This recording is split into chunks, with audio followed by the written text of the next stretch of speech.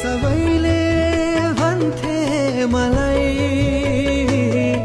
तिमी टाढा भएछौ, विकल्प नै अर्को कहाँ मेरो, कसरी म टाढा भएछु,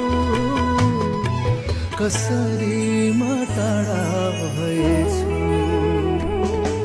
मझारीको पानी भएर न प्यास मेटाउन सक्छु, म त केवल आवाज हुँ, शब्द कोरी पोखाउन सक्छु।